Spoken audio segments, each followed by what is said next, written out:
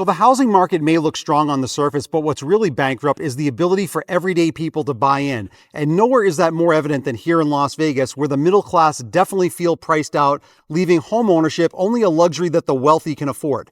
Take a look at this recent headline. Las Vegas home buyers need $119,000 plus annual income amid rising prices, study finds. So think about that for a second. Buyers now need to make at least $119,000 per year just to afford the average home price here in Las Vegas, but the annual household income average here in Las Vegas is only about $78,000 per year. That leaves most families about $40,000 short just to afford the average home price, which is why so many buyers now feel priced out. And here's the kicker, the middle class is not being squeezed out by accident, it's by design. A lot of hedge funds, Wall Street, and investors are snapping up a lot of homes at scale, making purchasing a home very difficult for the average person, which has turned the American dream of home ownership into the American nightmare for most people. And coming up, I'm going to show you exactly what I mean with real-life examples that will make you question everything and whether or not buying a home now or later is the smarter move. Stay tuned.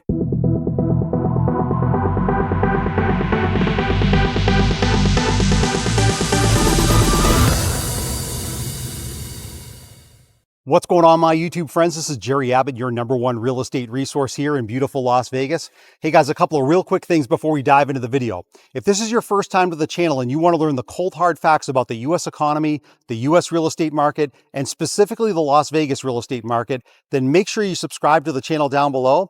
Number 2, if you happen to like the content in today's video, make sure to press that thumbs up like button, guys. That would really help the channel out. And number 3, if you are thinking about relocating to beautiful Las Vegas, whether it's next month or next year, I've got your back. I'm a local real estate agent here. I've lived here for 20 years. I know every inch of this city. When that time is right for you, definitely reach out to me. Just call, text, or email me anytime, and I'll help you find that perfect dream home.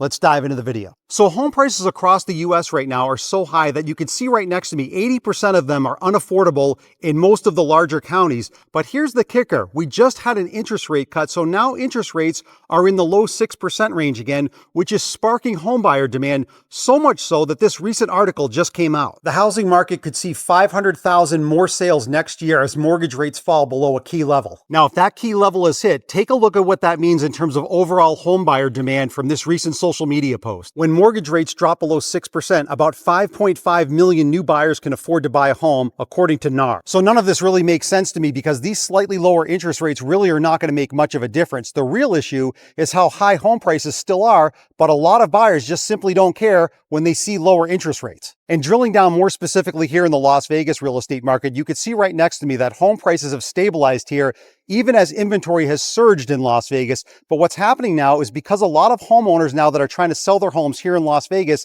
are seeing this kind of inventory surge, a lot of them now are reducing prices and even accepting lower offer prices compared to their original list price. And I want to show you a few shocking examples of that coming up. All right, so now I'm on the popular real estate platform Zillow, and I want to show you 4 specific examples of Las Vegas homes for sale that recently closed at a much lower price point than the original list price from the seller. So what we're going to do is we're going to start in the luxury category and then work down closer to the median price point. So let's take a look at this first example. You can see over here on the left side of the screen, this home recently closed at $1,650,000.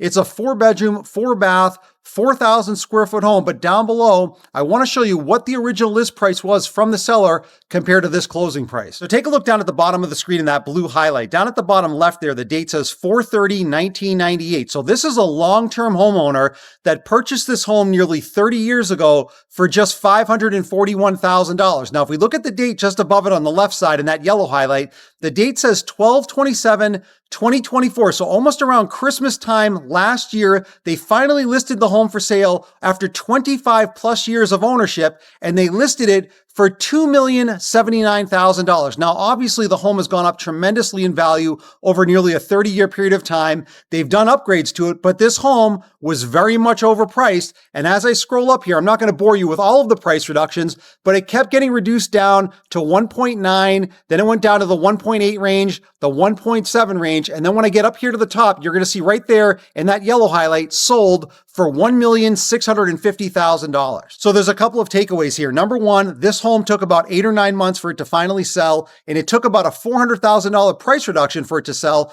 But the other takeaway is when you're a long-term homeowner, again, I've said this expression before, instead of trying to time the market, time in the market is what matters. And this homeowner had a lot of time in the market and they made a lot of money on this home over nearly a 30-year period of time. So it just goes to show you, again, a lot of sellers are overpricing their homes, but if you're a long-term homeowner, you're still likely going to do very well from an appreciation standpoint. All right, so now let's take a look at this second example of what was a Las Vegas home for sale up until just about a couple of months ago when it finally sold, where you can see on the lower left side of the screen, it sold for $890,000. So this home is about half the amount as the previous example that I just showed. It's a 3-bedroom, 3-bath, 3,175 square foot home. But again, I want to show you down below the original price point from what the seller purchased this home for about 12 years ago, what they originally listed it for, and then of course this final closing price at $890,000. All right, so again, take a look down at the bottom of the screen in that blue highlight. Down at the bottom left of the highlight, the date says 1/18/2013. So we're going back a little bit more than 12 years ago when this home was sold for just $489,000. Now, if we look at the date just above it on the left side in that yellow highlight,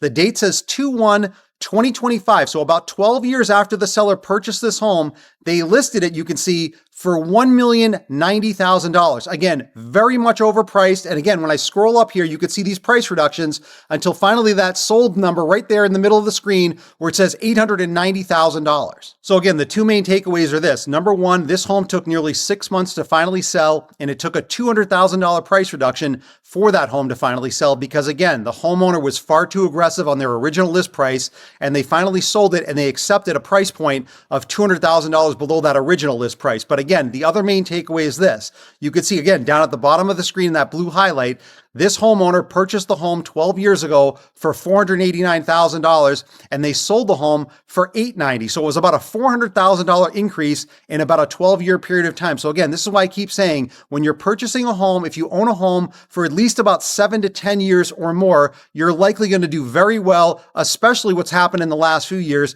because appreciation on homes have gone up so much that these homeowners all have done quite well even with these price reductions. All right, so now let's take a look at this third example of another Las Vegas home that just recently sold last week. We're definitely coming down more in price here now. You can see on the lower left side of the screen, the closed price was $635,000. It's a 5-bedroom, 4-bath, just over 4,100 square foot home. But again, I want to show you the original price point of what these sellers purchased the home for about 4 years ago compared to the original list price and then this final closing price. All right, so again, take a look down at the bottom of the screen in the blue highlight. Down at the bottom left side of the highlight, the date says 2/26/2021. So a little bit more than 4.5 years ago, the seller now of this home purchased it for $535,000. Now, if we look at the date just above it on the left side of that yellow highlight, the date says 6/21/2025. So a little bit more than 4 years after they purchased this home, they listed the home for sale for $749,000. They were not able to find a buyer at that price point. So again, as I scroll up here, they reduced it down to $725,000, $700,000. They kept reducing it until finally right there in the middle of the screen on that yellow highlight, it says sold $635,000. So it took a little over 2 months for this seller to finally sell the home, but in order for them to do so, they reduced the price $115,000 approximately in order for it to finally sell. Now they purchased the home a little bit more than 4 years ago for $535,000. They ultimately sold it for $635,000, but when they pay out real estate commissions and whatnot, it's really not that much of a profit that they made on the home. But again, they still made some money on it, but they were not able to get the original list price because when they bought it for $535,000, trying to sell it for $750,000 4 years later was way too aggressive. And when it finally did sell, the seller now finally came to their senses. They took $115,000 off the price. They still did okay on it, but they never got anywhere near the maximum value. So if you're thinking about buying a home, any of these homes in any of these price ranges, in my opinion, you definitely should be negotiating hard with these sellers because a lot of them now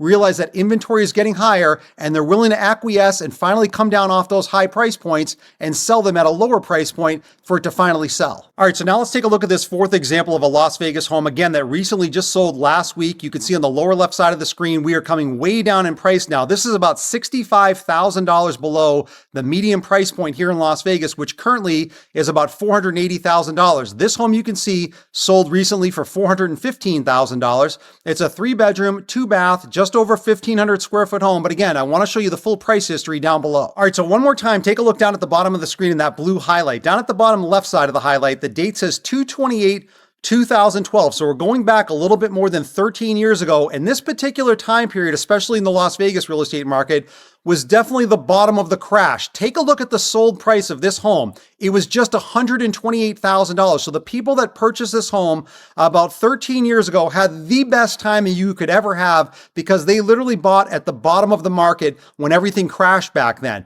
Now take a look just above it. You could see the original price point that they were trying to sell it for just a few months ago was $475,000. They were not able to get that purchase price because, again, too aggressive on that original list price. But as I scroll up here, you can see right there in the middle of the screen in the yellow highlight, it says sold $415,000. So two main takeaways here. Number one, this home took a little bit more than 4 months for it to finally sell and a $60,000 price reduction. So again, a lot of sellers are willing to negotiate because they know with higher inventory, they can't get that original price point in most instances. But the other main takeaway again, and I don't mean to sound like a broken record, if you own a home for a long period of time, and especially when you have amazing timing like this seller, you're likely going to do very well from a long-term appreciation standpoint. So even when these sellers are reducing the price, they're still making out very well. Now, even though those sellers accepted lower prices, many of them have still done quite well due to long-term home ownership. But that means if you're a buyer, you can and should look at the full price history because in this changing market with growing inventory, many sellers now are willing to negotiate and accept a lower price, especially if they've owned the home for a long period of time because they know they're still going to come out well ahead. Now, before I close out today's video, I just want to give a shout out to my favorite comment from last week's video. And I actually have two from last week that I'm going to put up on full screen, read it to you guys, and then come back on the other side and give you my thoughts. So the first comment at the top from Morgan says, I bought my home for $268,000 in 2003, Colorado. Comparable homes have been selling in the $825,000 range. I probably will not sell it as I don't know where I would go. And then the second comment from Dave underneath says, my house in Phoenix was $92,000 in 2003. Today it's valued at $410,000. It's a smaller bungalow, but large citrus orchard backyard.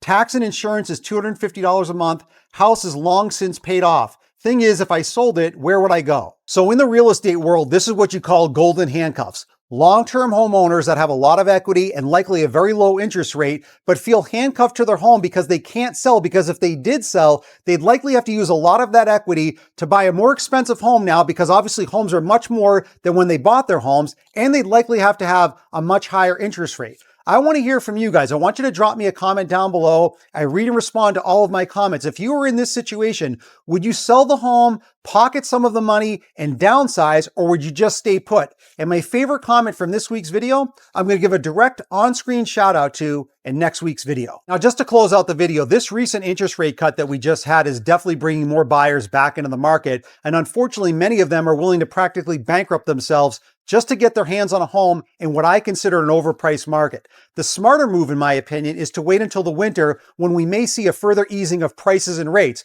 But if you are thinking about buying a home, whether it's now or later, definitely negotiate hard with these sellers because buyers now have more leverage than they've had in the last several years due to rising inventory. Now, I know everybody's circumstances and timelines are different when it comes to buying a home. Some people are waiting, some people are buying right now. If you are thinking about buying a home, especially here in the Las Vegas area, I've got your back. I'm a local real estate agent here. I've lived here for 20 years. I know every inch of this city. When that time is right for you, definitely reach out to me. Just call, text, or email me anytime, and I'll help you find that perfect dream home. I'll see you in the next video.